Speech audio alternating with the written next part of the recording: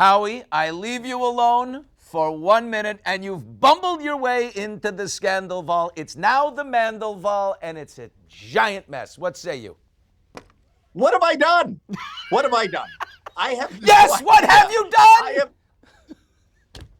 That's that. I'm so beside myself. Listen, so I don't watch, and I made this clear. I don't watch Vanderpump Rules. I know what it is. I love Lisa. I did her podcast. I know the restaurants. I met Tom at a wedding. He seemed like a very nice guy. He played some songs. He's a friend of a friend. And when I saw this, and then I'm watching like CNN and Fox. I watch all the news, and I saw the Scandival thing going into all this normal news cycle. Like, it was big, and I didn't know what it was. And I asked my daughter, and she explained, it's that guy you met at the wedding, and he seemed like a very nice guy. So I said, and then she told me, like, everybody's on these shows on Andy Cohen and on online talking about it. I go, has he been on? Tell him to come on the podcast. He could tell his side of the story. And my whole take from it was, I don't understand why this is as huge as it is. Well, Howie, Pump Nation, Bravo Nation, the super fans of Vanderpump are very territorial. And I would also think that Sandoval has himself a contract because he sits down on the reunion and tells this. This is their information. Sandoval might be in trouble right now because he went to Howie Mandel and chirped before the reunion. I don't know anything about that. And the thing is that you invite a person, they come, you did your job, such as I'm doing with you right here. Right. And I didn't do, but I'm getting killed for two things. They said that I didn't do homework. I don't need to do homework. I know who he is. I know what show he's on. And my question and my angle is, why do you think this is so big? When I commented on the fact that he cheated on his girlfriend and with her best friend, I still don't understand why that is big international news. Do I condone it? No. I've been married for 43 years. I have two daughters that are married, but I wanted to give him a place where he could kind of spew his side. And number two, when he spewed his side and talked about how the issues that are happening in his life, his depression, he was very open about his mental health and his vulnerability and saying that he thinks he made a mistake and screwed up. I kind of commend somebody being vulnerable and removing the stigma from, mental health. But I wasn't going to weaponize his information and kind of, challenge him on each thing. Those people that watch Bravo, you could challenge any piece of information you get from my podcast, but it's just amazing how it is blown up everywhere. In a culture that has now become, the prism of black and white. Like, I don't think you were saying, I'm taking Tom's side. You were saying, I understand Tom's side. I understand how this happened, which I also do. I wasn't even saying that. I'm saying that. I understand how this happened. I don't live in his shoes, and he was saying that he was suffering from depression, that his relationship they were going in two different paths. He was telling me that he had already tried and was informing her that they were broken up. When I used probably the wrong terminology, what is the big deal? Why is it such a big deal? I'm asking, the question is not you didn't do anything wrong or condoning, is why is this beyond Bravo? Why is this in the news? Why is this on CNN? I don't understand. Howie. Yes. Andy Cohen called you the jackhole of the day for this interview. Of the day. I'm the jackhole of the day. That's a very big head. He said you're the jackhole of the day for the podcast interview, that you didn't do your homework. It's an honor. And I'd like to say, did you do enough homework? Or, I like the construct of your podcast. You're the observer. You're like Farmers Insurance, right? You know a thing or two because you've seen a thing or two in life, and you have the insider, your daughter. It's actually a very good construct for an interview, and especially in a world that's black and white on these matters of the human condition and of the heart, right? We need to be able to understand things. I also said to Tom, I agree with you. I also said to Tom that if you come on, just tell your side. I want to hear your side. I'm not going to judge it. I'm not going to argue with you. I'm not going to call you out. It's not a deposition. It's a podcast. Right. So, and I invite anybody to come on my podcast. And if you got another side, that might be really entertaining. It's very funny to me now watching everybody else. I didn't even know some of the names of the people that are in the show. And I'm getting hit hard for not knowing those names. But come on and tell me your side of the story, and I'm happy to listen. And I won't challenge you on it. I do enough judging on another show. I don't need to judge on my podcast.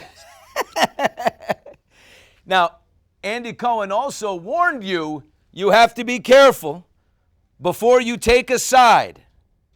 Bravo fans are very passionate, he said.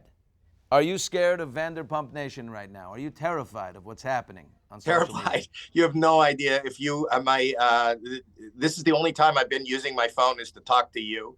My Twitter feed is a mess of hate. Hate? Oh yeah. I usually post every day on Start Twitter, firing on back, Instagram, Howie. Start firing back. I want to see you just go off. I don't want to engage anybody in a fight, but this is the first time in 2 years I haven't posted a TikTok. I haven't posted an Instagram. I haven't He's posted in hiding. a tweet. He's in a remote location right here.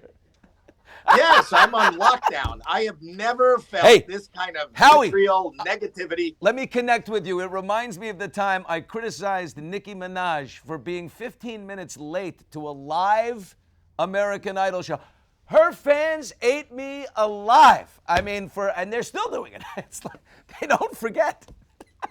Hey, listen, I'm also very impressed that Bravo fans are so, I've never seen, you would think I'm talking about somebody's baby, and I'm dealing with the mother. You don't go near the bear cubs because you could get killed. I think I poked somebody's bear cub, and the Bravo bear is about to attack me. So I'm just standing really still. I don't know if you stand or you make yourself look big when it comes to Bravo fans, but I'm standing still. I didn't mean anything. I don't condone cheating. I think my interaction with Tom Sandoval is he's a very sweet guy who is going through a real rough time right now. And I have empathy for everybody. A real human problem that happens to millions and millions of couples. And I probably feel just as bad for the girl he cheated on, the girl he cheated with, and everybody who feels like I've let them down by not asking the right question. For a man who didn't do his homework, according to Andy Cohen, there are some big reveals that came out of your podcast with Tom Sandoval, and let's address number one. He broke up with Ariana on Valentine's Day, and she punched him. That's a big reveal. That's a huge reveal. Howie? She said, if you break up with me, you will effectively be ending my life. Like, that's a scary thing to hear. I know. I have empathy. It was heavy sitting in the room with him. It was, I would imagine this is a disaster for everybody involved. Okay. And you know what? As somebody who is a proponent of mental health, just giving somebody a platform to talk about it, to be public. I'm sure he feels attacked. I'm sure she feels attacked. He'll be okay. I'm sure she feels betrayed. The friend, I just opened my door. Now I'm getting attacked. Does anybody feel bad for me? You did just fine. It's going to last another 18 hours. Okay. Ariana asked him about freezing her eggs after the breakup talks had already begun. He said, that really scared me. Like, we're breaking up and now you want to freeze eggs that I'm going to fertilize later? What's going on here? This is heavy stuff and that she's going to probably have to answer. This is a big reveal. Big reveal, Howie. Big. Oh. So I got scoops, right? And then this one. He was very forthcoming and honest, Tom, with you, except I believe on this front. That he and Raquel are now just good friends and the sex is on pause. I don't think the sex is on pause. It's hard to pause. But that's not, you're saying that with me here. I wouldn't even challenge him on that. I'm just letting him say whatever he needs to say. I feel worried about him. I was in the room with him. He was visibly shaken, visibly damaged at this point. he's a human being, and I have empathy for every human being. I really do. He's going through a real tough time. Maybe he deserves to go through a tough time, but I really do feel for him. I feel for that Ariana. I feel for Raquel. I feel for anybody who is involved in this. And he's on edge and nervous sitting with you. He lives with Ariana still. They share the house. They have a person that they go between, texting, I'll be in the gym at 6 o'clock. Fine, I'll be out of there. You can have it. I mean, talk about eggshells. Imagine living like that. Well, and you feel it. You feel it when he's describing it, when the guy's in the room. I don't know. I'm just trying to do a podcast, people. Well, in my opinion, you did a good job because everybody's talking about it everywhere. You know you have to go get Ariana now. You're in this. She's welcome. That couch is open. Come on. It's very funny. Like, it's funny because they say that I didn't do homework. It's very funny that I'm watching some of the people in their stories talk about what I did, and they have some very funny takes on me.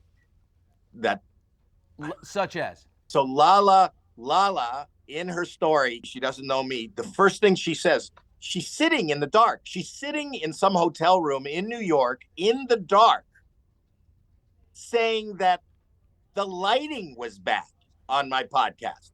She's in the dark. That was her criticism. There is beef between Howie Mandel and Lala right now. Lala and Howie, It is so acrimonious. And now I'm in the middle of that. You're in the middle of Sandoval. I'm in the middle of you and Lala. Now I got to go get Lala.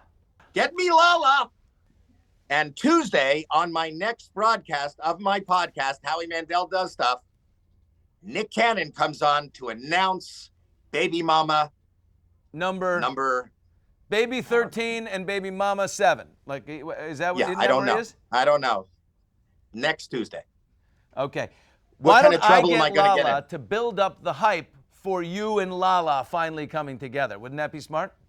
So let me get Lala first to amp up the drama, and then when she gets to your podcast, everybody will need to hear that.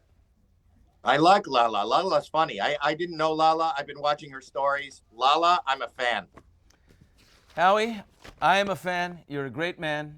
Thank you for answering my text and beefing up security. He's hiding in his hidden location there. The Vanderpump fans are very rabid. You're going to be okay. You're going to be okay. I'm trying. I'm scared. All right, I got to change locations.